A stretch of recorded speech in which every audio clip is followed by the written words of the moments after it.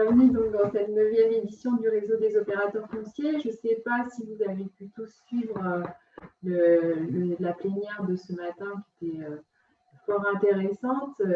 J'espère que donc, avec cet atelier, on va pouvoir approfondir en fait ce sujet des plateformes de commercialisation de location meublée touristique.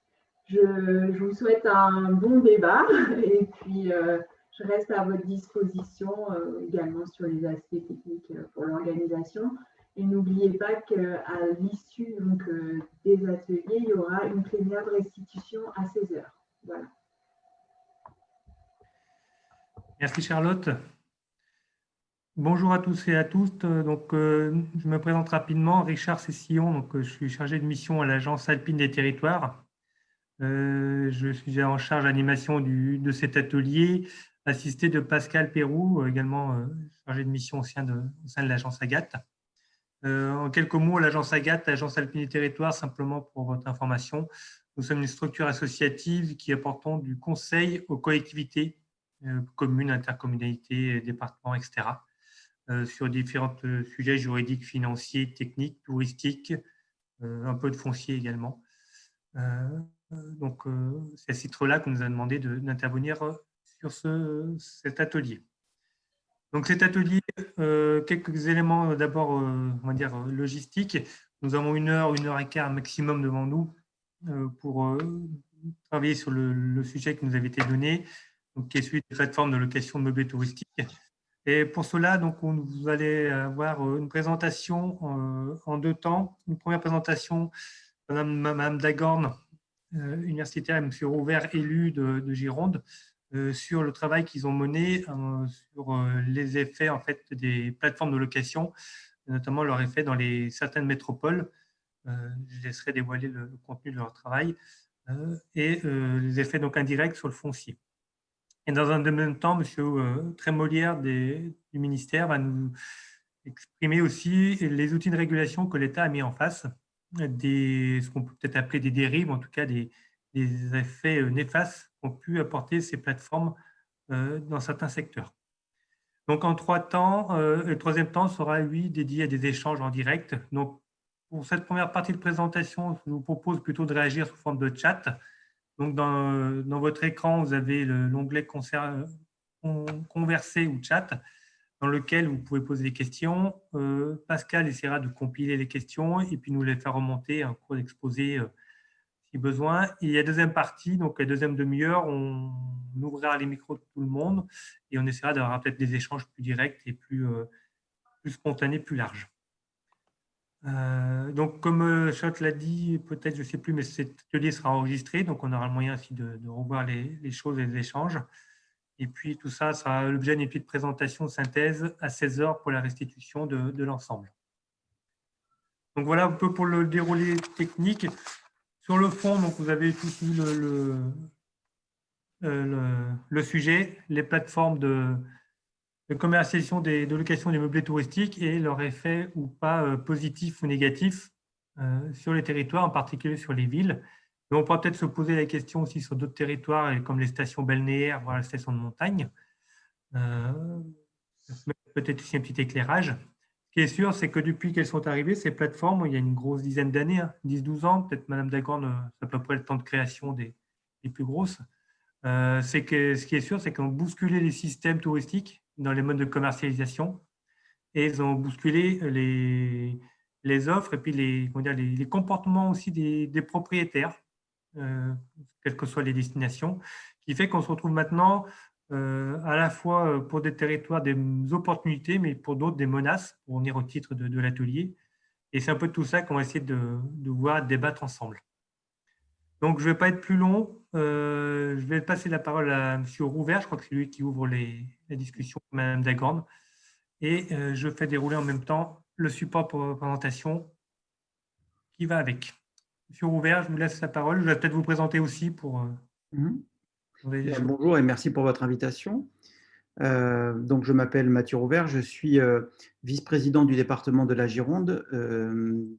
Et également, j'ai été conseiller municipal de Bordeaux pendant 15 ans Je ne me suis pas représenté là, aux dernières élections. C'est dans le cadre de mon mandat à la mairie de Bordeaux, mais également au regard de mes fonctions de conseiller départemental, que je me suis intéressé plus particulièrement au phénomène Airbnb. D'ailleurs, peut-être avant de rentrer dans les données en particulier, vous expliquez le contexte qui m'a amené à m'intéresser à ce phénomène. En tant qu'élu du département, on est régulièrement amené à recevoir en permanence des personnes qui souvent ont des problèmes sociaux, puisque vous savez bien que les départements ont cette compétence. À peu près la plupart des départements consacrent 60% de leur budget aux politiques sociales. Et donc, évidemment, les élus départementaux sont identifiés comme des élus pouvant éventuellement intervenir dans ce champ sur la question de l'emploi, sur la question de la précarité d'une manière générale, sur la question du logement. Donc, comme d'autres de mes collègues, en permanence, j'ai reçu un certain nombre de personnes qui avaient des soucis de logement.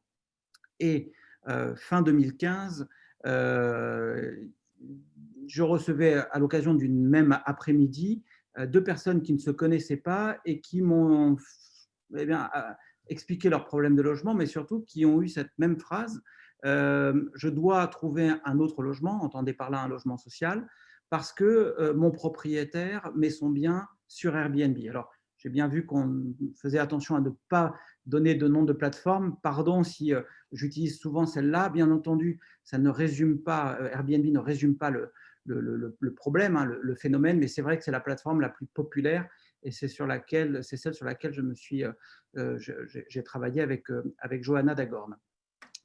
Et bon, j'ai été curieux de savoir à ce moment-là s'il s'agissait simplement d'un phénomène ponctuel, enfin d'un problème ponctuel rencontré par ces personnes qui venaient me voir en permanence, ou bien s'il y avait une tendance. Et évidemment, mon premier réflexe a été de chercher des données. Et c'est là qu'on se confronte à cette époque-là, hein, en 2015, on se confronte à une première difficulté, c'est qu'on n'a pas de données sur le phénomène de la location meublée touristique et ni sur ses conséquences sur la ville et puis sur l'offre de logements traditionnels. Et pourtant, j'ai cherché un peu partout. Je me suis finalement rapproché de deux activistes américains, activistes avec un H, c'est-à-dire des hackers, dans le bon sens du terme, qui avaient, pour les États-Unis en tout cas, été confrontés aux mêmes problématiques, évidemment. Et on en parlera tout à l'heure avec Johanna, voir comment la gentrification s'est répandue aux États-Unis sur certaines villes, comme notamment San Francisco. Il y a eu un gros foyer de contestation. Et ces personnes s'étaient intéressées aux données, mais sur le territoire américain et bien entendu sur les grandes villes. Je leur ai demandé s'ils étaient capables de me récupérer ces données, j'y reviendrai, sur Bordeaux. Alors, ils l'ont fait une fois et après, ils m'ont expliqué qu'évidemment, ça demandait des ressources extrêmement importantes et que c'était extrêmement coûteux. Donc, j'ai essayé de reproduire sur la France ce phénomène de récupération des données. En américain, enfin, les Américains appellent ça le scrapping, les Anglais, d'une manière générale, appellent ça le scrapping, c'est la récupération de données en grand nombre. Donc, on se retrouvait avec, en tout cas pour la France, énormément de données. Et c'est la raison pour laquelle j'ai créé cet observatoire, c'était que les données que je pouvais récupérer, j'allais les communiquer pour que peut-être des chercheurs s'en saisissent pour essayer d'explorer ce phénomène. La naissance de l'observatoire, c'est ça, c'est un élu qui est confronté à des difficultés vis-à-vis des personnes, mais qui, à ce stade-là, ne sait pas les mesurer, ne sait pas les appréhender. Et évidemment, petit à petit, ça a été plus simple avec les données et grâce à Johanna Dagorn, éminente sociologue qui interviendra juste après moi, on a pu comprendre ces données.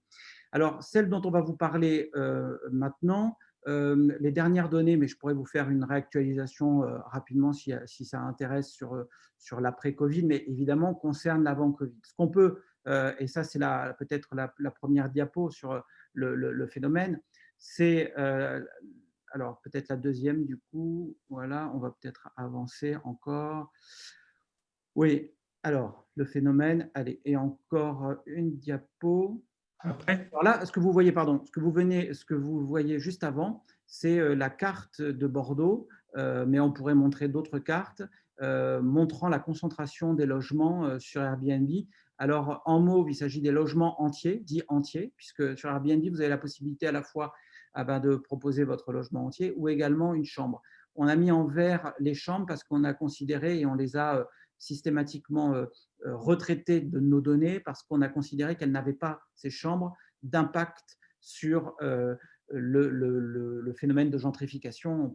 On pourra y revenir. Mais enfin, vous voyez que dans la grande majorité, généralement, en fonction des villes, on est sur du 80-20, voire du 75-25, c'est-à-dire que pour 100 annonces, il y en a 75-80 qui concernent des logements entiers. Donc, si ces logements sont comment dire, totalement dévolus à la location meublée touristique, eh bien, ils viennent en diminution, bien entendu, du parc, ce qui pose évidemment, vous vous en doutez, un certain nombre de questions. Les données donc, que je vous présente, diapo suivante, c'est des données pré-Covid.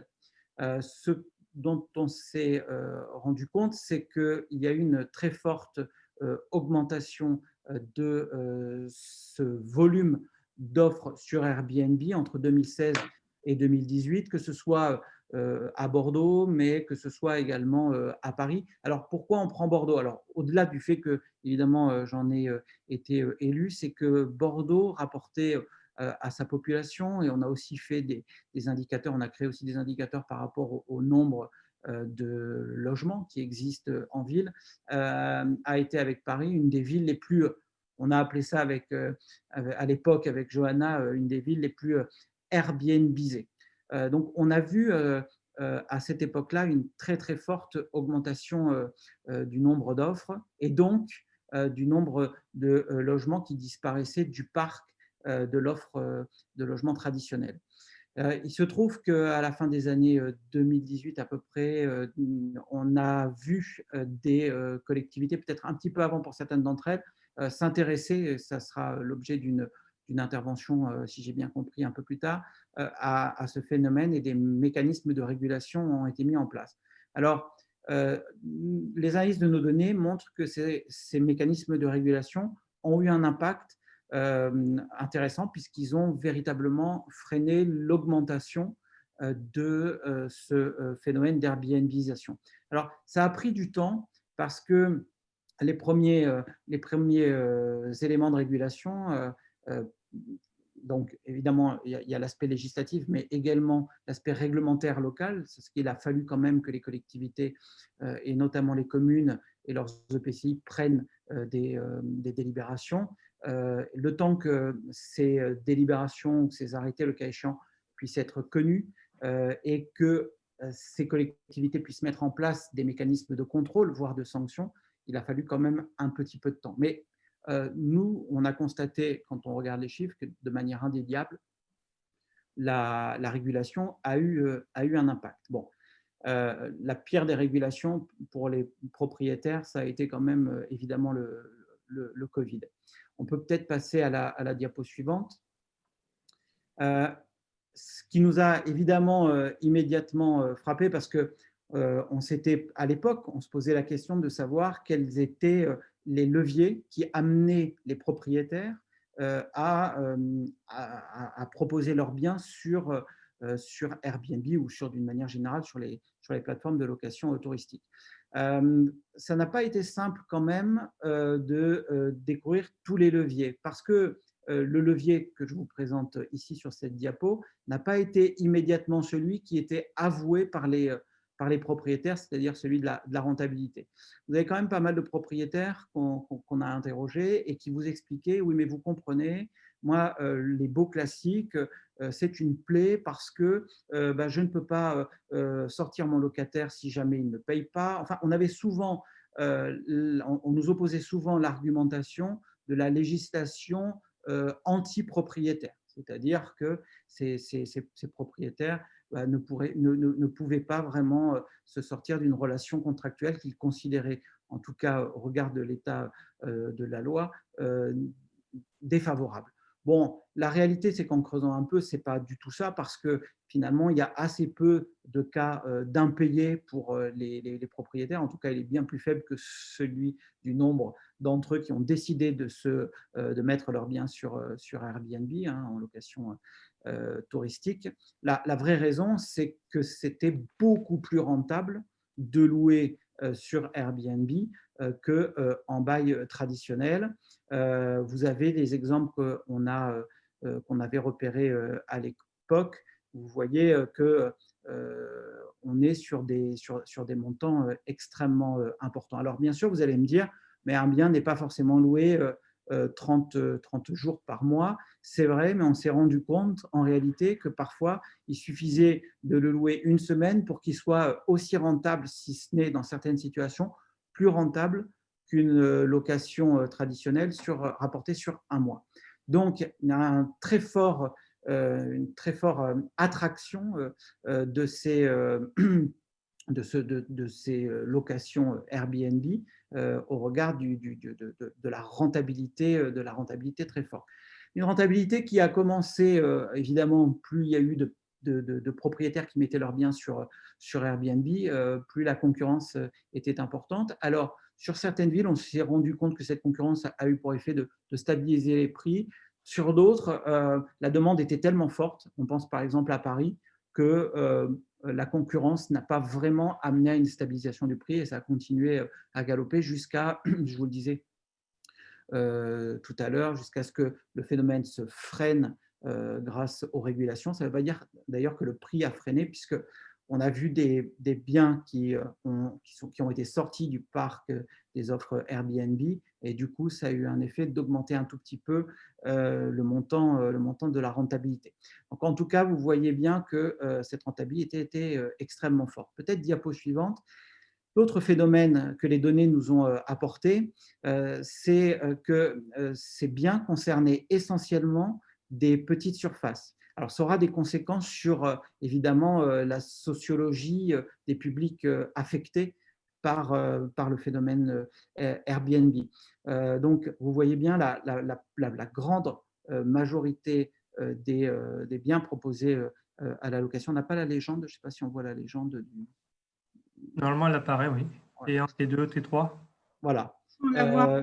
Donc, si vous voulez, ce qui a été intéressant, c'est de constater que c'était essentiellement les petites surfaces qui étaient préemptées par la location touristique. Alors, donc ça s'explique assez facilement parce qu'on a vu, alors évidemment, des propriétaires qui disposaient de leurs biens et qui l'ont proposé en Airbnb, mais on avait aussi un autre phénomène, c'est ces classes moyennes qui disposaient d'un petit peu de capacité d'endettement et qui se sont dit que c'était un investissement juteux. Donc, ça a été intéressant parce qu'on a vu des dossiers bancaires pour obtenir un prêt à 100%, voire 110% avec la prise en charge des frais de notaire, constitués sur la base d'une rentabilité Airbnb. C'est-à-dire que vous avez un volume important de propriétaires, un nombre important de propriétaires qui sont des néo-propriétaires, si vous voulez, qui ont commencé à faire de la location par la location touristique parce qu'ils ont vu l'intérêt fort, très très fort de ce type de location. Et pour ces propriétaires-là, au regard du budget qu'ils pouvaient consacrer, eh bien, c'était plutôt sur des petites surfaces qu'ils ont cherché évidemment à rentabiliser au maximum. Donc, on a vu aussi un nouveau métier pour ces propriétaires, enfin un deuxième métier parce que généralement, ils étaient déjà en activité. Mais ce phénomène Airbnb a précipité sur le marché des néo-propriétaires qui ont aussi beaucoup participé à ce phénomène. Parce que ce qui est intéressant de remarquer, c'est que ce n'est pas finalement unique. Enfin, parce qu'on aurait pu penser que c'est une poignée de grands propriétaires qui ont effectivement beaucoup de logements. Ce n'est pas ça, et c'est ce qui complique aussi la régulation, c'est que vous avez parfois, nous on a estimé que près de 80 des annonces de logements entiers, c'était une annonce par propriétaire, c'est-à-dire que pour un bien, pour un propriétaire, il y a un bien, si vous voulez. Donc, ça rend beaucoup plus diffus cette propriété et ça peut rendre beaucoup plus compliqué les contrôles. Forcément, si vous tombez sur un propriétaire qui gère plusieurs appartements, quand vous l'avez identifié, les contrôles peuvent être plus intéressants. Enfin, en tout cas, vous gagnez plus de temps. Quand ce n'est pas le cas, il faut multiplier le nombre de contrôles par rapport au nombre de propriétaires. On a vu à l'occasion, je crois qu'on n'a pas de diapo là-dessus, mais quand même vous dire que ça a eu un impact très important. Également, les conciergeries se mettre en place parce que vous avez des propriétaires qui, bien sûr, s'en occupaient eux-mêmes de leurs biens, mais au bout d'un moment, ils se rendaient compte que ce n'était pas leur métier d'aller laver le linge, d'aller ranger l'appartement, de s'occuper de l'entrée dans les lieux des touristes, de la sortie dans les lieux des touristes, etc. Ça a posé un certain nombre de problèmes. Donc, on a vu naître des conciergeries qui s'occupaient pour les propriétaires d'un certain nombre de ces formalités, si vous voulez. D'ailleurs, aujourd'hui, ces conciergeries maintenant s'organisent. C'est un nouveau phénomène, j'ai trouvé, en tout cas, qu'on n'avait pas encore identifié, qui est assez intéressant, inquiétant mais intéressant. C'est que dans certains quartiers, que ce soit de Paris, on l'a repéré sur Bordeaux, ils louent ces conciergeries, louent des locaux à usage professionnel et y installent une sorte de centre névralgique logistique, c'est-à-dire qu'ils mettent leurs grosses machines à laver, etc., au cœur d'un quartier sur lequel ils gèrent plusieurs appartements, ce qui leur permet de gagner du temps. Donc, on voit une autre économie se mettre en place. Bon, Johanna en dira un mot, c'est une économie qui repose aussi sur des travailleurs qui ne sont pas salariés, c'est des auto-entrepreneurs avec toute la précarité qui va avec. Peut-être dernière diapo pour ce qui me concerne. Évidemment, les premiers impacts, affectés par ce phénomène, on l'a remarqué, c'était les étudiants. À Bordeaux, vous en avez peut-être entendu parler, on a des rentrées où certains étudiants dormaient dans leur voiture. Alors évidemment, c'est le cas le plus extrême, mais ça vous dit aussi qu'en amont, on avait des étudiants, même qui avaient un peu plus de moyens, qui ne trouvaient pas de logement. On avait des situations de colocation de fait pas simples. On a même des étudiants qui ont dû renoncer à leurs études parce qu'ils n'arrivaient pas à se loger sur la ville. On sait aussi qu'à Paris, ça a été extrêmement problématique. Voilà, très rapidement résumé. Peut-être vous dire que, évidemment, le Covid a eu un effet important. On a pu constater que l'offre de logement a diminué sur Airbnb. Et là encore, c'est vraiment la plateforme qu'on analyse en particulier, puisque ça coûte très très cher d'aller chercher les données, de scraper les données. Donc on s'est focalisé sur, bien entendu, la plateforme la plus populaire. On s'aperçoit aujourd'hui qu'il y a moins 30 à 35% en fonction des villes de l'offre qui existait il y a encore un peu plus d'un an. Ça ne veut même pas dire que sur l'offre résiduelle, en tout cas l'offre restante, les biens sont loués. Ça veut dire simplement que les propriétaires ont enlevé leurs biens, le nombre de biens qui a été enlevé est autour de 30%. Voilà, rapidement résumé ce que je pouvais dire au niveau des données. Merci. Vous avez dressé un portrait en fait, de les constats aidés par votre observatoire. Madame Dagand va prendre la suite sur les effets qu'on n'avait pas forcément perçus, en tout cas qu'on ne pouvait pas trop percevoir peut-être à l'époque, et les effets de ce développement des plateformes, Airbnb et autres, avec des effets notamment sociaux qui vont être développés, qui interrogent beaucoup et qui font un lien direct avec l'objet du colloque, le foncier, c'est que indirectement, ce qui se passe à certains endroits a des effets sur des consommations foncières à d'autres endroits. Et c'est tout quelque part un effet domino qui se développe, mais je laisse Madame Dagand le développer.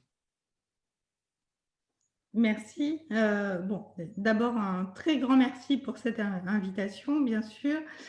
Je vais donc continuer dans les pas de Mathieu Rouvert, qui lui est aussi, il faut le dire, président et surtout créateur de l'Observatoire Airbnb, avant l'heure d'ailleurs. On n'aurait jamais pu avoir ces analyses ou cette réflexion s'il n'avait pas fait tout ce travail en amont. et puis qu'il avait senti au niveau politique, au niveau de politique de terrain, ces questions arriver. Mathieu Rouvert donc, vient de parler de la question de l'ubérisation, on va dire des gros mots, hein, de ces questions-là, hein, parce que Airbnb, comme toutes les autres plateformes, sous prétexte de raisons collaboratives, ne sont tout sauf collaboratives. On a également une précarité aussi, même si je ne vais pas en parler, des personnes qui sont employées par Airbnb dans des conditions de pauvreté, de précarité absolument extrêmes et très problématiques. Donc moi, je vais parler de ces conséquences au niveau à la fois urbain, sur la question, je reparlerai de Lefebvre, hein, sur la question du droit à la ville, également de Lebras, hein, sur ce que Lebras appelle l'avènement des métropoles, hein, parce que tout fait système, hein, dans cette condition-là. Et puis également la question des élus qui se retrouvent face au phénomène Airbnb dans une troisième couche, et puis les personnes qui se retrouvent dans des situations de précarité et de pauvreté absolument importantes. Donc, avec la gentrification des quartiers populaires, on l'a vu, accélérée par le phénomène Airbnb, les classes moyennes, entre guillemets, sont parties à la périphérie des centres-villes. Je ne vais pas revenir sur les travaux d'Anne Clerval ou d'autres, sur la gentrification de la périphérie. Donc, on se retrouve avec des centres-villes complètement gentrifiés, Airbnbisés, mais également une périphérie extrêmement gentrifiée aussi. Donc, qu'est-ce qui se passe à ce moment-là? On a une deuxième couche qui l'est également, et on va reléguer de facto les pauvres, les étudiants, comme Mathieu l'a montré tout à l'heure, hein, tous ceux et celles qui sont dans les T1, T2, T3 maximum, hein, parce que davantage, on l'a vu hein, sur la slide précédente, ces studios T1 et T2 hein, qui sont les principales cibles en raison d'une rentabilité extrêmement importante, vont se retrouver relégués hors des murs de la ville, mais comme je le disais tout à l'heure, hors des murs de la ville, ben, ce n'est pas la périphérie, parce qu'avec la question des métropoles, cet avènement hein, des métropolisations, eh bien, il se retrouve dans une troisième couche, qui est une couche, on va dire, rurale, mais je me méfie également, moi, en tant que sociologue, de la romantisation qu'on peut faire hein, de nos campagnes bucoliques, etc. actuellement. Et on l'a vu de manière très forte avec la question des gilets jaunes. Donc, les personnes avec un habitus urbain se retrouvent sur ces zones où il n'y a pas beaucoup d'avenir, où il n'y a pas d'institution ou très peu, où l'État s'est désengagé, et avec des élus, peut-être qu'on en discutera tout à l'heure, qui sont complètement désœuvrés face à une population qui ne sait pas comment vivre dans ces milieux-là. Donc, moi, ma question, elle était interrogée, vraiment la question, comme le dirait Lefebvre, du droit à la ville, et d'apporter une réflexion sur les conséquences du phénomène, mais également en termes d'inégalité sociale et territoriale. Parce qu'on est à la fois sur des inégalités au point de vue des individus, mais également sur la question des territoires, des élus et des personnes qui y vivent. Donc, dans une approche, on est d'accord, systémique. On se situe avec Mathieu Rouvert dans une approche en ça globale. Et c'est aussi la déréglementation des loyers, Mathieu Rouvert l'a dit, qui a été décisive dans cette accélération de la gentrification au départ, malgré tout. S'il y avait une réglementation des loyers, s'il y avait une réglementation de ces systèmes, de ces plateformes ubérisées, on n'en serait peut-être pas là aujourd'hui, avec une possibilité pour les métropoles de réguler un petit peu tout ça. Donc, comme on l'a vu, qui dit gentrification des villes, dit également exil des classes moyennes et populaires à la périphérie ou dans les campagnes. Et donc, on se retrouve dans des sortes de sous-périphéries. Et cet étalement urbain, loin des systèmes d'industrialisation, en quelque sorte, préalablement observés, va nécessiter la construction d'équipements dédiés qui ne sont pas, on l'a vu, je le répète avec la question des gilets jaunes, avec la question des équipements des crèches, des écoles, également des questions de services publics, tels que Pôle emploi, qu'on ne retrouve pas. Là, je viens de mener une enquête en milieu rural à Castillon notamment. Il n'y a aucun service public, ou même très peu, dans toutes ces zones-là, où on se retrouve avec des populations qui se retrouvent exclues, chassées. Alors, Mathieu Rouvert n'aime pas le mot de chasser, donc je vais plutôt dire exclues des centres urbains. Avec aussi, puisqu'on parle du foncier, avec la question du logement social qui fait aussi défaut, parce que s'il y avait des logements sociaux dans les centres urbains ou dans les périphéries, on n'en serait pas non plus à ce niveau-là. Donc, c'est la fonction en ça des territoires, la fonction des territoires, où on va constater un renforcement des zones, comme je les appelle, il n'aime pas ça, Mathieu Rouvert, les homogénéités sociales, où dans les villes vont se croiser à la fois les classes privilégiées et les touristes dans les centres urbains, où il n'y aura même plus d'étudiants, nouveaux gentrificateurs, tandis qu'à la périphérie vont être reléguées les classes moyennes et supérieures, qui vont pouvoir vivre autour, et puis qui, ces dernières, à leur tour, sont amenées à contraindre les classes populaires, pauvres, à s'établir après ces périphéries dans des zones rurales non touristiques, parce qu'il y a aussi des zones rurales. La ruralité, on le voyait bien avec Pierre Bourdieu, c'est un concept, il ne faut pas tomber non plus dans cette logique totalisante de la ruralité, mais bien dans les lieux ruraux où il n'y a plus rien actuellement.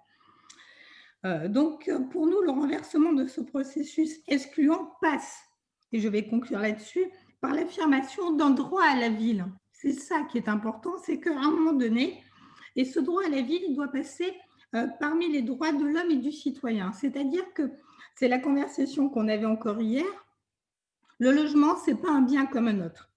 Quand on a une résidence secondaire, quelle qu'elle soit, et avec Mathieu Rouvert, on ne parle pas de quelqu'un qui est dans son logement principal et qui dit « je vais louer ma chambre » ou quoi que ce soit, ça va le contraindre lui dans ses libertés individuelles. Ce n'est pas la question d'Airbnb, et là-dessus, on n'a rien à dire. La question, il est, quand on a un deuxième logement et qu'on le dédie totalement aux touristes, on enlève les personnes, et on l'a vu avec les studios T1, T2, les plus pauvres, les étudiants, etc., du droit à la ville le plus élémentaire. Le logement, ce n'est pas une voiture. Si moi, demain, je veux m'acheter une voiture à 150 000 €, ça peut être discutable pour l'environnement, pour ma consommation d'essence, ok, mais en tout cas, ça ne fera dormir personne dehors et ça ne mettra pas une personne en dehors des usages et des biens communs. Et donc, c'est la question vraiment qu'on se pose à travers toute la question de ces plateformes, de manière générale, c'est la question du droit à la ville et du droit, non pas à la propriété, mais de l'usage. Et pour nous, donc, le logement, ce n'est pas un usage comme un autre. Et on vous remercie de votre attention. Merci Johanna. Il y avait des diapositives dans la suite sur les résistances individuelles qui se développaient. Peut-être un petit mot pour compléter. C'est-à-dire terminer sur quelque chose de positif. Voilà.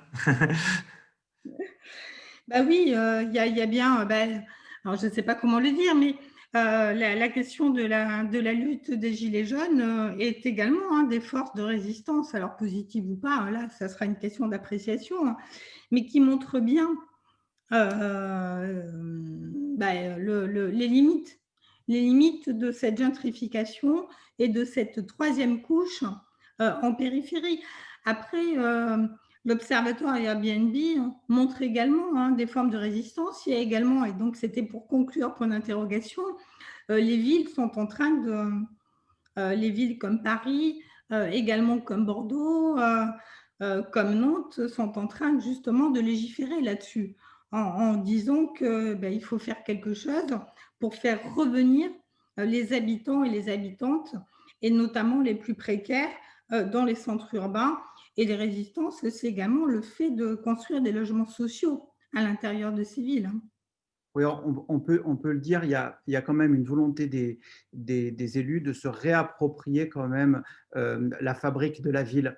Mais également, au-delà, on le voit dans certains territoires, le problème du logement, le problème du foncier n'est plus envisagé qu'à l'échelle de la ville affectée par le phénomène Airbnb, parce que les élus commencent vraiment à saisir que cela a des impacts de manière concentrique, comme l'a expliqué Johanna. Donc, on voit quand même des passerelles, des échanges, des relations qui se nouent entre la ville-centre et puis cette deuxième zone et cette troisième zone pour réfléchir, mais notamment via des EPFL, à la question du logement sur l'ensemble du territoire.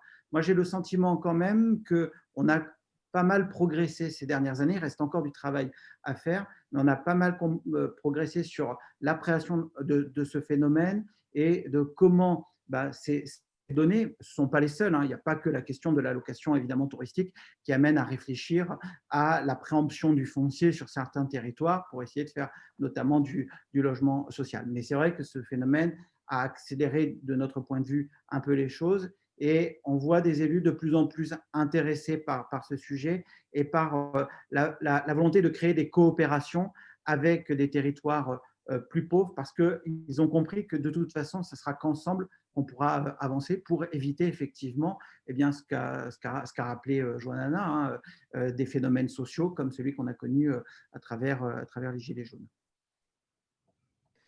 Très bien, merci. Face à ce phénomène, donc, il y a eu l'État en particulier a été mis à contribution pour apporter des outils de régulation. Je vais donc passer la parole à M. Trémoli pour qu'il nous donne rapidement les principaux outils qui sont mobilisables, en tout cas les règles, et savoir aussi quels résultats ça a eu. M. Rouvière tout à l'heure nous a dit que ça avait porté un peu ses fruits. Qu'est-ce qu'il en est et quelles sont aussi les limites peut-être de ces outils? Merci, bonjour à toutes et à tous et merci tout d'abord pour cette invitation pour vous parler donc de la régulation par l'État des meublés de tourisme. Je vais essayer dans les quelques minutes qui me sont imparties d'un peu vous faire un état de ces outils, de la législation qui est intervenue en la matière, avec deux données importantes qui ont été mentionnées lors des deux interventions précédentes. C'est d'une part la problématique du logement et de l'effet d'éviction que les meublés de tourisme ont sur le marché général, entre guillemets, du logement et les personnes qui sont en besoin de se loger. Et d'autre part, la question de l'appréhension des effets de ce phénomène dans les territoires, puisque les enjeux ne sont pas les mêmes entre une ville comme Paris ou Bordeaux, qui a été citée en exemple, et d'autres territoires qui sont plus tournés vers le tourisme naturellement ou des territoires plus ruraux. Alors, je vous ai mis en premier point de cette diapositive, quelque chose est en train de se passer, c'est ce que nous disait le Conseil d'État en 2017 au sujet de l'économie collaborative en particulier et dans le domaine des meublés de tourisme plus spécifiquement. Alors, 2017, c'était en réalité déjà tard. Le phénomène s'est développé depuis maintenant plus d'une dizaine d'années avec une très forte croissance qui est notée à partir de 2013. Et le législateur n'a heureusement pas attendu les recommandations de 2017 pour intervenir. Alors, il a d'autant moins attendu que la problématique qu'on cherche à traiter, qui est celle du manque de logement dans les villes, est une problématique que nous connaissons de façon très ancienne en France, puisque le premier outil législatif en la matière remonte à 1922. Et on verra que l'outil un peu phare que nous avons toujours aujourd'hui est l'héritier direct de cette loi de 1922 qui visait à lutter contre la pénurie de logements en France. Alors simplement, quand on dit qu'on va réguler les plateformes et généralement le secteur des meublés de tourisme, on se heurte à un certain nombre de difficultés. La principale difficulté qui est la caractéristique de l'économie collaborative, c'est qu'en réalité on a des plateformes, mais l'économie que génèrent ces plateformes induit une désintermédiation de la relation. La plateforme, c'est un tiers en réalité dans la relation qui se noue entre l'offre et la demande. Et donc, on se retrouve avec une manière d'appréhender ce secteur qui est très différente de la méthode classique telle qu'on la connaît par exemple en droit de la consommation où on a deux acteurs et on règle les relations entre ces deux acteurs. Là, les plateformes, elles viennent se surajouter en créant une relation avec l'offre d'un côté et le demandeur de l'autre, mais ce n'est pas une relation triangulaire au sens classique qui se noue. Et précisément, c'est là où l'économie collaborative est venue percuter globalement de plein fouet les législations dans les secteurs régulés comme le logement, c'est que ça a profité de quelques interstices qui existaient. Alors, cela étant, nous ne nous sommes pas trouvés dépourvus de tout moyen, puisque toutes les juridictions, Conseil d'État, Conseil constitutionnel et la Cour de justice de l'Union européenne, ont reconnu que la problématique de la pénurie de logement justifiait des interventions législatives qui pouvaient encadrer l'exercice du droit de propriété, ce qui nous intéressait pour réguler le secteur qui nous intéresse. Alors cette régulation, en quelques mots, elle s'opère en distinguant deux grands domaines, et précisément cette différence est liée à la désintermédiation du secteur par les plateformes. Le premier volet, c'est la régulation de la mise en location. Cette régulation, elle s'opère à travers des outils et notamment ce qu'on appelle la procédure de changement d'usage, qui est l'héritière directe de la procédure de 1922, qui consiste à poser une contrainte pour tous les biens selon qu'ils sont destinés au logement ou à une autre activité. Le principe, c'est qu'on essaie de figer tout ce qui est destiné au logement pour garantir qu'on a un volume de biens qui sont affectés au logement et qui ne sont pas transformés pour des activités plus rentables. Donc c'est une autorisation administrative, mais dont la mise en œuvre est pour l'essentiel à la décision des collectivités territoriales et mise en œuvre concrètement par les collectivités territoriales qui décident de les accorder ou de ne pas les accorder. Je vous ai mis un point sur la définition des meublés de tourisme qui est intervenu pour justement préciser qu'un meublé de tourisme n'était pas un logement, ce n'est pas une finalité de logement du moment où on l'affecte, la distinction qui a été donnée tout à l'heure entre la chambre et le logement entier, mais justement un logement entier qui est mis en meublé de tourisme n'est plus à usage de logement, donc il doit faire l'objet d'un changement d'usage. Et par ailleurs, ça a été aussi l'occasion de bien tenir compte de la différence entre une résidence principale qui est réellement occupée par un propriétaire ou une personne occupante qui y loge réellement, et toutes les autres résidences pour lesquelles une autorisation préalable de transformation en meublé de tourisme est requise. Cet outil de changement d'usage, il est complété par les possibilités d'introduire une obligation de compensation, à savoir que tout mètre carré de logement qui est transformé pour un autre usage, et notamment pour meublé de tourisme, la collectivité territoriale peut décider de soumettre ce mètre carré à compensation, à savoir rachat d'un métrage carré équivalent de locaux qui n'étaient pas destinés au logement pour les rebasculer dans le logement, ce qui permet d'assurer une certaine neutralité de ce volume total de biens destinés au logement. Et un certain nombre de villes ont aussi la possibilité d'augmenter cette compensation, ce qui fait que dans certains arrondissements de Paris, par exemple, aujourd'hui, la transformation d'un mètre carré de logement en meublé de tourisme doit être compensée par la transformation inverse de 2 mètres carrés, ce qui permet de remettre de l'offre de logement sur les territoires. Alors, j'ai un autre volet que je cite juste pour mémoire, qui est le volet code de l'urbanisme, mais qui ne nous intéresse pas ici parce qu'il est plus accessoire par rapport à la problématique. Quand je vous dis qu'on a ces règles administratives de contrôle administratif, évidemment, un des enjeux, c'est la capacité à contrôler le respect de ces règles administratives. Pour ça, on a développé, on a mis à la disposition des communes un certain nombre d'outils.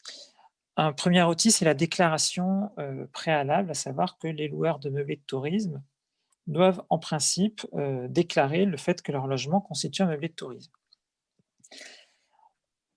Les collectivités qui ont mis en place la procédure de changement d'usage peuvent y ajouter un numéro d'enregistrement qui permet d'avoir un contrôle beaucoup plus précis, et on verra tout à l'heure sur la régulation des plateformes directement que ce numéro d'enregistrement, ensuite, il permet un certain nombre de recoupements. Donc enfin, je vous ai mentionné les sanctions civiles et pénales, je ne vais pas m'attarder dessus, je vais passer directement au deuxième volet, donc sur la régulation des plateformes. C'est effectivement tout l'enjeu, ça a été dit par Johanna Dagorn, tout l'enjeu aujourd'hui, c'est qu'on a ces acteurs, les plateformes, dont la régulation est difficile à mettre en œuvre, parce que, comme je vous le dirai dans le dernier point de mon intervention, ces plateformes bénéficient du cadre européen qui leur assure la libre prestation de services. Et pour la plus célèbre d'entre elles, qui n'a pas été citée, elle n'est effectivement pas implantée en France, elle est implantée en Irlande, avec la souplesse que la législation irlandaise lui accorde. Donc, la manière dont on a essayé de réguler l'intervention des plateformes, c'est faite dans les interstices que nous laissait aussi la législation européenne. Pour ça, on a mis en place 2 volets d'obligations spécifiques. Un premier volet, ce sont des obligations à l'égard des co-contractants, donc l'offreur et le demandeur qui se retrouvent sur cette plateforme. D'abord, on a des obligations d'information des loueurs. La plateforme doit leur rappeler les obligations, notamment de changement d'usage, qui s'imposent à eux. Second volet ici, ce sont les garanties qui sont données aux locataires, puisque comme nous ne sommes pas précisément, ça a été dit tout à l'heure, sur des baux de logement classiques soumis à la loi de 89 avec toutes les obligations qui s'y appliquent, on était dans le cadre général du droit civil avec toute la liberté qu'il laisse, on a prévu un certain nombre d'obligations liées au contrat de location, à savoir notamment son caractère écrit, l'indication du prix, l'état descriptif des lieux, et également le numéro de déclaration dont je vous ai parlé tout à l'heure, et préciser si l'offre émane d'un professionnel ou d'un particulier pour aiguiller le locataire dans sa recherche d'un logement entre guillemets authentique, puisque un des arguments de vente, c'est l'authenticité de l'expérience dans les territoires où la personne va se rendre. Deuxième volet de ces obligations, ce sont donc des obligations plus actives qui sont mises à la charge des plateformes. Première obligation, c'est de désactiver les annonces qui ne respectent pas l'obligation de changement d'usage préalable lorsque, pour les résidences principales, elles sont louées plus de 120 jours par an. Donc voilà, l'idée, c'est d'imposer aux plateformes de contrôler quand même un minimum le respect de la législation nationale. Et deuxième volet, c'est une obligation de transmission d'informations aux communes. Je vous ai parlé tout à l'heure de la déclaration préalable et du numéro d'enregistrement. Précisément, on a défini un certain nombre d'informations que les plateformes recueillent et qu'elles transmettent aux communes pour leur permettre de procéder à ces contrôles. Il s'agit du nombre de jours de location, l'identité du loueur, notamment l'adresse du meublé, et puis un certain nombre d'autres données de ce type-là. Là aussi, ce volet a été encadré avec un certain nombre de sanctions qui sont essentiellement des sanctions civiles, donc qui sont mises en œuvre devant le tribunal judiciaire, ce qui induit une certaine lourdeur effectivement de la procédure. Et surtout, le fait d'avoir été dans le tribunal judiciaire pour le prononcer préalable des sanctions a permis à la première plateforme qui a été visée de faire saisir la justice européenne pour soumettre au filtre des règles européennes notre cadre législatif tel qu'il existe aujourd'hui. C'est le dernier volet sur lequel je vais conclure cette intervention, qui est la régulation européenne au cœur des futures évolutions. La distinction dont je vous ai fait part entre la régulation d'une part de la mise en location et d'autre part la régulation des plateformes, en réalité, elle s'inscrit directement dans le cadre européen, puisque le cadre qui leur est applicable n'est pas régi par les mêmes règles. Les plateformes bénéficient d'une liberté de circulation, de la libre prestation des services, qui s'expriment directement dans la mesure où elles peuvent être implantées à l'extérieur du territoire national, alors que somme toute un bien immeuble, c'est simple, il est par définition sur le territoire national, donc on peut l'appréhender plus facilement. Et donc les textes européens qui s'appliquent ne sont pas les mêmes et n'induisent pas les mêmes obligations pour les États membres. Donc les 2 volets dont je vous ai parlé ont été au moins partiellement pour l'instant soumis à la justice européenne. Le volet régulation de la mise en location a fait l'objet d'un arrêt récent de la Cour de justice de l'Union européenne du 22 septembre dernier, qui a reconnu les objectifs d'intérêt général que poursuivait le gouvernement français dans la mise en œuvre de cette législation, et notamment la lutte contre la pénurie de logement, et a reconnu sur le principe la possibilité de mettre en place des procédures de contrôle préalable par changement d'usage et compensation. Alors, on a notre arrêt qui date de fin d'année dernière, Airbnb Irlande, qui, lui, s'est intéressé un peu plus à la question de la libre prestation de services, mais qui n'a pas encore réglé toutes les questions. L'enjeu aujourd'hui, précisément sur les plateformes, et ça a été dit tout à l'heure, c'est qu'on a du mal à les appréhender. On a notamment du mal à les appréhender parce que la directive 2031 qui vous indiquait sur la diapositive, comme son numéro l'indique, elle date de 2000, à une époque où l'économie collaborative n'existait pas et donc les enjeux n'ont pas été pris en compte. Donc aujourd'hui, une des questions pour nous, c'est de nous assurer que ces problématiques spécifiques seront bien prises en compte par la législation européenne. Et on a précisément des négociations qui vont s'ouvrir à la fin de cette année, puisque la Commission européenne doit présenter une réforme de cette directive au mois de décembre, et donc ce qui engagera des négociations entre États membres et avec le Parlement sur ces sujets dans l'année qui vient. Voilà en quelques mots rapides. Très bien, merci Monsieur Trémolière.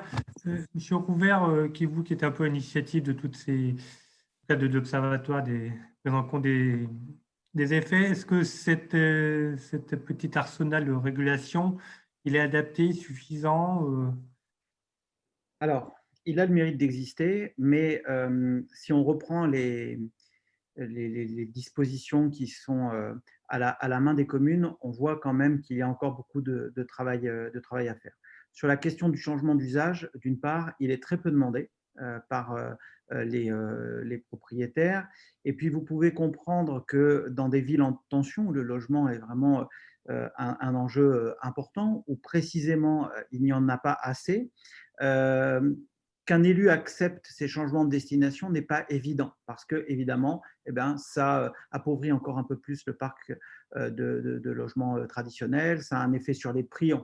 Évidemment, on a beaucoup parlé de gentrification. On aurait pu vraiment se focaliser sur la montée, la flambée des prix sur les grandes villes en question. Donc, imaginez bien que le changement de destination, c'est pas d'abord le propriétaire ne le demande pas systématiquement, et puis la collectivité peut avoir du mal à l'accepter.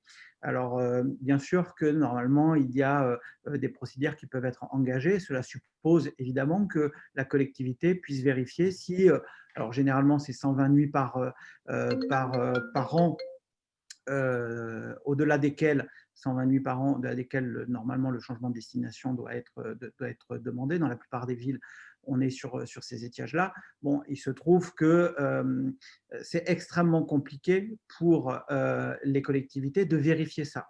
Il suffit par exemple que vous mettiez votre bien sur deux plateformes. Alors même s'il y a des recherches de consolidation des données, c'est encore aujourd'hui à l'état extrêmement embryonnaire. En tout cas, au point de vue de l'élu, je peux vous dire que c'est très difficile de savoir si un propriétaire a loué plus de 120 nuits ou pas par an son bien.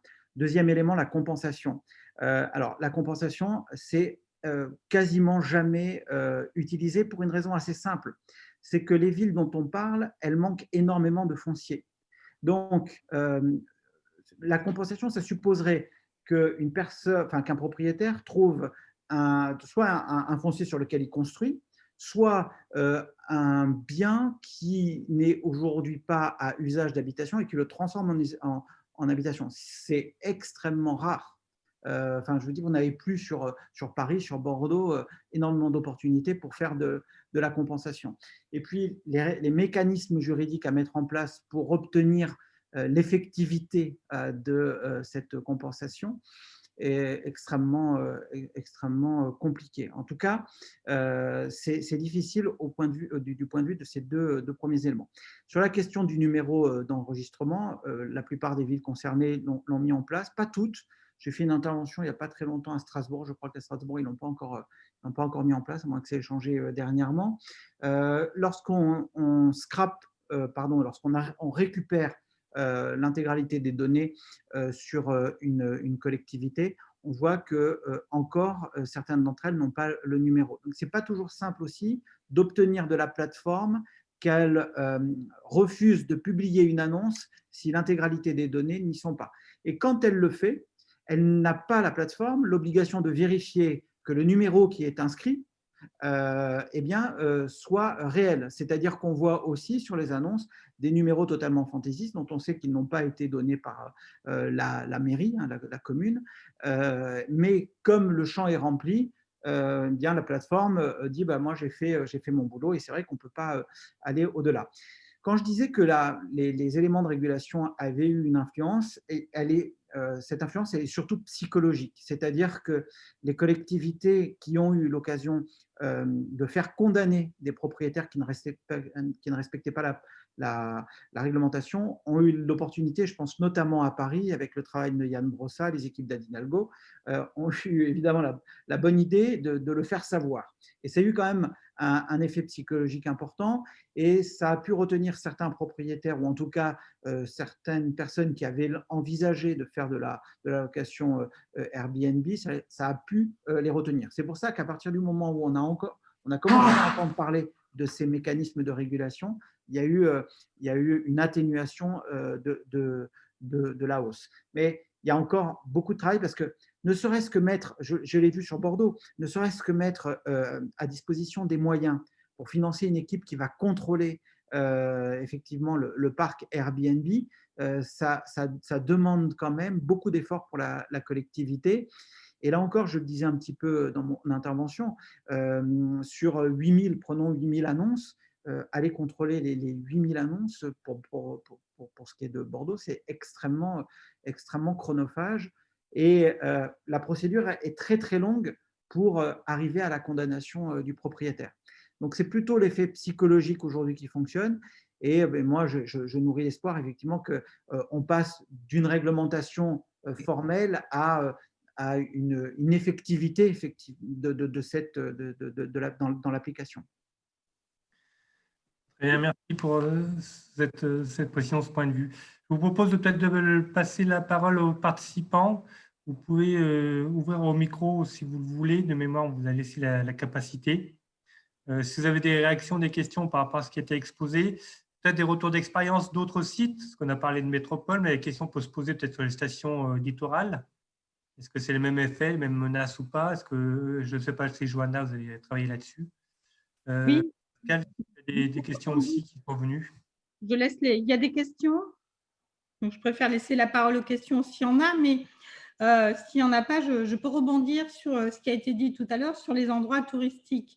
Il faut aussi se méfier qu'il y a en effet des lieux qui sont davantage dévolus au tourisme, hein, les stations balnéaires de ski, mais avec l'effet d'Airbnb, les centres-villes se retrouvent également, et là pour le coup j'emploie un terme très sociologique, anthropologique, touristifiés. C'est-à-dire que des lieux, on le voit comme Bordeaux, comme Paris, ont davantage de touristes qui y vivent que d'habitants. Et on l'avait vu, Anne Hidalgo avait d'ailleurs alerté il y a 2 ans avec les habitants de Paris qui diminuaient. Donc la question du tourisme, elle doit aussi être discutée de cette manière-là, quoi qu'il en soit. Hein. Monsieur Joly, vous aviez une question? J'ai une question donc, qui a été inscrite dans le chat, qui est intéressante. C'est une réflexion, presque un cercle, où André Joly mentionne que dans les villes en surtension, les agences immobilières privées ne veulent plus louer aux jeunes actifs qui démarrent des contrats et que du coup, ces jeunes actifs sont obligés de se retourner vers de la location Airbnb pour pouvoir se loger. Oui. Un autre effet supplémentaire? Oui. Voilà. C'est l'objet de notre dernier article avec Mathieu Rouvert sur la question des discriminations dans la ville, notamment où on se retrouve en effet avec des jeunes, des étudiants qui en plus, on le sait, hein, dans la mesure où aujourd'hui les banques ne font même plus leur travail, hein, c'est-à-dire quand on a un projet, si on n'a pas de fonds, si on n'a pas de trésorerie, les banques ne donne plus de crédit, hein, si je peux me permettre cet horrible jeu de mots, hein, où on a donc des étudiants, des jeunes qui n'ont pas de possibilité actuelle, et on est bien d'accord. Et on a également, moi je le vois dans les étudiants et les étudiantes qu'on peut avoir, des étudiantes qui louent des canapés, avec tout le harcèlement, les discriminations qu'ils ou qu'elles peuvent avoir également en contrepartie. Donc, on est bien sur ces questions-là. Mais moi, je pose aussi la question des collectivités territoriales, des politiques publiques. S'il y avait assez de logements universitaires, on n'en serait pas non plus là. S'il y avait assez de logements sociaux dans les villes ou dans les périphéries, on n'en serait pas non plus sur ces situations problématiques. Si je peux intervenir, si je peux. Oui. Pour vous présenter avant d'intervenir, si c'est possible. André Joly, donc c'est moi qui ai mis le petit message dans la conversation. Mais ce que je voulais dire aussi, c'est le nuancer dans le sens où je dirais heureusement qu'il y a eu Airbnb. Pourquoi? On a eu des gros freins, effectivement, dans ta titre personnel. Hein, on a mal vécu cet épisode-là. Mais Airbnb nous a un peu sauvé la vie. L'hôtel était trop cher, parce que ça faisait plus de 1 000 € par mois. Mais Airbnb, du fait des réductions de location sur plusieurs semaines, offrait la possibilité d'avoir une réduction. Et grâce à cette réduction, on se retrouvait à des niveaux de loyer qui étaient tout à fait acceptables. C'est réel. Vraiment. Mais vous avez tout le discours à présent, il se tient, il n'y a rien à dire. Mais voilà, ce que je voulais dire, c'est que peut-être que Airbnb peut apporter aussi des solutions. Voilà, c'est pas satisfaisant, hein, vraiment pas, je suis d'accord. Hein, Monsieur Rouvert veut réagir, je crois. On a rencontré, j'avais été suivi il y a quelque temps par une équipe de l'émission, je ne sais plus si c'était Zone Interdite ou Capitale, et qui m'avait demandé de leur trouver des étudiants qui étaient dans une situation un peu compliquée. On avait effectivement des étudiants qui n'avaient pas eu d'autre choix que de se tourner vers Airbnb. Mais il faut quand même qu'on comprenne qu'on est à un niveau de cynisme important. C'est Airbnb dans ce cas-là et le pompier pyromane. C'est-à-dire, quand je dis Airbnb, là encore, hein, c'est le phénomène en question et ce n'est pas uniquement Airbnb, mais il ne faut pas croire un seul instant que Airbnb vient vous sauver dans cette situation. Bien sûr que sur votre cas individuel, ça peut régler la situation, mais il faut prendre un peu d'auteur. Et ce que disait Jonathan tout à l'heure, d'un point de vue systémique, là, on est vraiment sur l'extrême cynisme, parce que ce phénomène participe à supprimer des biens qui étaient jusque-là proposés à des étudiants, notamment sur des baux de 9 mois, pour aller sur de la location touristique. Et effectivement, bien, si l'étudiant est capable de payer autant qu'un touriste pourrait payer, le propriétaire, il s'en fiche, d'autant qu'il y a des mécanismes de garantie, mais son numéro de carte bancaire, il est là pour un temps déterminé. Bon, et bien entendu que les systèmes de ces plateformes permettent, en fonction de l'offre et la demande, de réguler les prix. La promotion, elle n'est évidemment pas à la tête du client. Elle est liée à des algorithmes extrêmement développés qui vont constater que l'offre que la demande diminue, et donc on va caler les prix. Les propriétaires ont cette possibilité, si vous voulez, de laisser Airbnb choisir le prix pour vous en fonction de l'offre et la demande. Donc, à un moment, vous pouvez arriver, effectivement, voir moins 30%.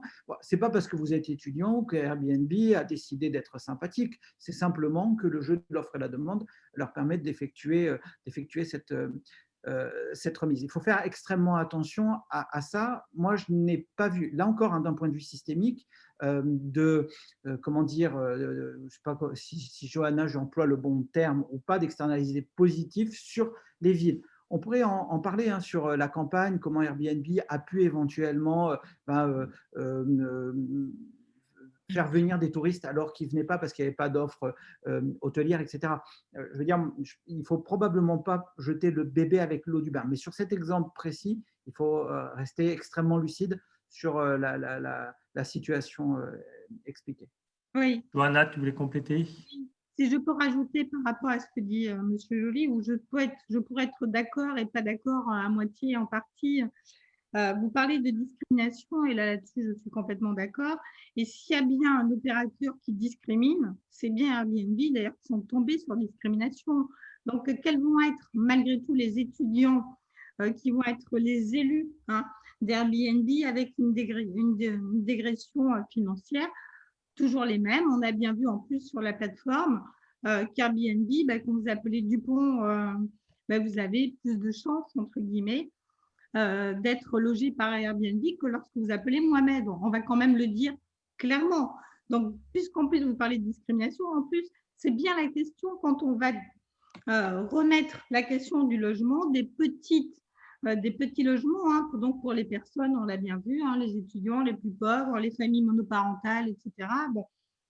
Quand il y a le choix, quand c'est ubérisé, eh bien, on trie. Et le tri ne se fait jamais qui se fait toujours, pour le dire autrement, sur des critères à la fois d'inégalité sociale, parce que l'exemple de votre étudiant à 1 000 € avec des parents garants, ce n'est pas non plus un étudiant lambda. Hein. Je suis prof d'université et la plupart de mes étudiants n'ont pas 1 000 € par mois, hein, loin de là. Et puis, quand bien même, Airbnb, comme ils vont avoir le choix, que ce n'est pas l'État, ni une collectivité territoriale, ils vont trier et même dans les 1 000 €, ils vont prendre Dupont plutôt que Mohamed. Donc, on va arriver sur des logiques extrêmement, pour le coup, qui vont cumuler, mais de manière, comme l'a dit Mathieu Rouvert, de manière systémique, la question des inégalités sociales et des critères de discrimination individuelle. Une nouvelle remarque dans le chat, si on a le temps, Richard. Oui. Une remarque qui vient par rapport à ce qui était dit, je pense à Madame Dagorne, sur le fait de distinguer bien résidence principale, résidence secondaire. Hein. Donc, ce qui est problématique, ce sont les excès et les dévoiements des règles. En soi, mettre son logement sur Airbnb quelques semaines, quand on part, cela permet à des visiteurs de se loger pas cher, etc. Et de faire fonctionner justement le centre de la ville.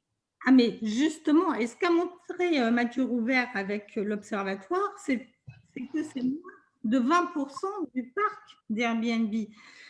Pour reprendre cette intervention d'Hélène Salé, qui est extrêmement judicieuse, c'est-à-dire que, encore une fois, on n'a rien à dire. Alors moi, en tant que sociologue, ou Mathieu Rouvert en tant que politique ou président et fondateur de l'Observatoire, sur le fait que moi, propriétaire ou locataire, peu importe, hein, du moment que c'est légal, je sous-loue une chambre chez moi, ça va réduire mes libertés, entre guillemets, mais ça ne va rien changer au parc locatif. C'est bien là notre question. Et la question de la plateforme, vous louez ou vous échangez votre appartement pour les vacances, votre maison, c'est moins de 20%. C'est bien là que se situe le problème. C'est-à-dire qu'une grande partie, une majorité des personnes vont acheter, et c'est bien des néo-propriétaires, qui vont en plus, Mathieu Rouvert l'a bien dit, avec l'accord des banques, parce que dans le plan on a fait pour notre enquête, on a demandé à certaines banques sur un plan financier avec, il faut quand même 4 500 € de revenus nets par mois, ce qui n'est pas non plus donné à tout le monde. Mais avec 4 500 € nets par mois, vous pouvez tout à fait faire un plan de location avec Airbnb dedans. C'est quand même ça qui est dingue. Ce n'est pas le fait d'une personne qui va louer son appartement. Ça n'a absolument rien à voir. Sinon, là, on serait moralisateur, moralisatrice, et ce n'est pas du tout l'objet de nos interventions. C'est Rouvert, peut-être pour compléter. Oui, pour répondre aussi, pour compléter, pour répondre aussi à l'autre question d'Hélène Salé-Lavorel, elle a tout à fait raison. Alors tout à l'heure, je disais qu'il n'y avait pas on n'a pas trouvé d'éléments positifs pour les villes en tant que telles. En revanche, il y en a un qu'on a souligné, sur lequel Johanna a travaillé, c'est que Airbnb a démocratisé les vacances pour un public qui n'avait pas les moyens, effectivement, de se déplacer dans certaines destinations, et notamment avec des enfants. Elle a tout à fait raison. C'est l'exemple très concret qu'on a repéré. C'est quand vous avez une famille avec plusieurs enfants, ce qui coûte vraiment de l'argent, c'est pas tant l'hébergement, même si évidemment ça représente un poids dans le budget, mais c'est effectivement la restauration. Et que quand vous partez en vacances, si dans votre budget vous devez considérer que la famille avec les enfants doit systématiquement matin, midi et soir aller au restaurant, eh bien ça prive, ça crée des obstacles à des déplacements de vacances. De ce point de vue-là, vous avez tout à fait raison. Airbnb a eu un effet très positif pour ce public-là. On l'a reconnu. C'est pour ça aussi, tout à l'heure, je disais pas jeter le bébé avec l'eau du bain, parce que ça a vraiment eu ça a participé à la démocratisation des vacances pour pour un certain public. Ça a aussi interrogé parce que la question pouvait se poser de savoir pourquoi on n'avait pas plus d'offres hôtelières type appart-hôtel, etc. Sur certaines villes. Est-ce que les villes, d'ailleurs, doivent peut-être dans leur réglementation essayer de favoriser ce type aussi d'offres pour libérer un petit peu la location touristique qui vient grignoter le parc de logements traditionnel. Mais voilà, on l'a bien observé, vous avez raison de souligner ce point positif d'Airbnb. Mais c'est à la marge, c'est le problème. Oui, ça reste à la marge, On a évoqué rapidement, mais peut-être un autre point positif, peut-être que ça fera réagir d'autres participants. Point positif sur d'autres territoires, notamment les territoires, encore une fois, de stations de montagne qu'on connaît par chez nous. Airbnb et autres plateformes ont eu un point positif dans le sens où ils ont permis de remettre en location des appartements qu'on appelle lits froids, qui n'étaient plus mis en location pour diverses raisons. Et là, c'est plutôt une plateforme alors, du coup, qui n'est pas venue concurrencer les autres offres touristiques, hôtelières, para-hôtelières autres, et qui est venue en compléter l'offre parce qu'elle ne touchait pas tout à fait le même parc de logement. Donc, encore une fois, je rejoins M. Rouvert aussi. Voilà, il y a quand même beaucoup de menaces. On revient au type de l'atelier, beaucoup de menaces, beaucoup de dangers liés à ces développements, surtout à l'usage qu'en font certaines personnes, on va dire, c'est comme ça. Par contre, il y a quand même quelques points, quelques opportunités que ça a créées selon les territoires, les spécificités.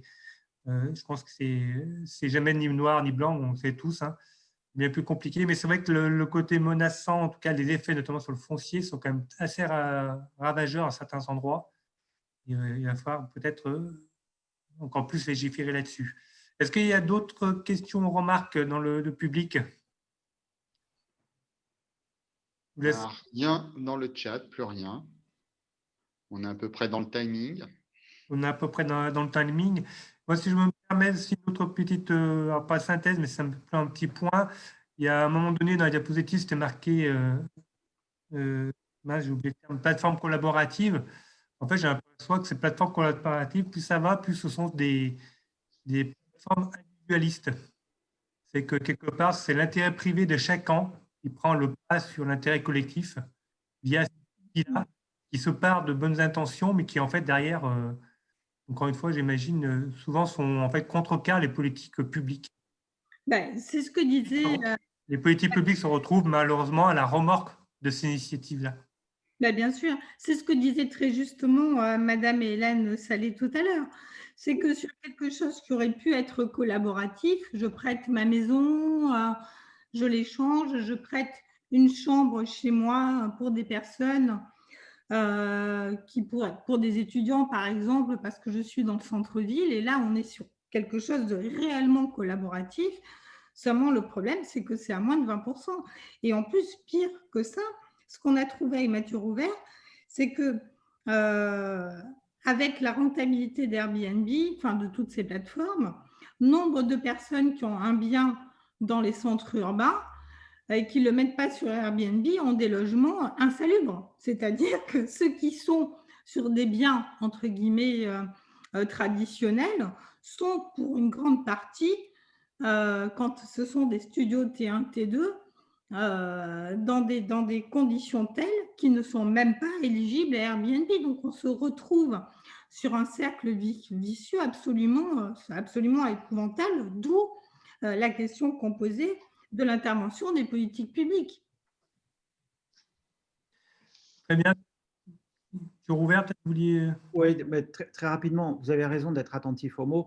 On a bien parlé de plateformes collaboratives. Je vous rappelle qu'il y a encore quelques temps, il n'y a pas si longtemps, certains essayaient aussi de dire que c'était de l'économie collaborative. En fait, il n'y a pas du tout de collaboratif dans cette économie. Il y a, vous l'avez dit, cela a été dit, il y a une plateforme qui fait de la désintermédiation et de la réintermédiation, mais que c'est souvent et presque quasiment exclusivement, évidemment, l'intérêt individuel qui prime. En réalité, c'est le même phénomène qu'on voit sur d'autres plateformes, sauf que sur la question du logement, Johanna le disait en conclusion de sa première intervention, on est sur un sujet extrêmement sensible. Mais ce qui est sûr, c'est qu'il n'y a pas d'économie, on n'est pas dans le champ de l'économie collaborative, loin de là. Très bien. Bon, en tout cas, merci à toutes et à tous d'avoir participé, aux intervenants et puis aux personnes qui nous ont suivis pour cet atelier. Avec Pascal, nous avons tenté de faire une petite restitution pour la réunion plénière de 16 heures, donc à laquelle on espère vous retrouver. Normalement, vous avez les liens qui ont dû être transmis si vous voulez nous suivre à 16 heures. Merci à tous. Merci. J'espère à une prochaine fois. Merci. Occasion. Bonne fin de journée ou à tout à l'heure pour ceux qui restent pour la plénière. Merci. Merci à tous. Merci, au revoir. Au revoir. Merci, au revoir.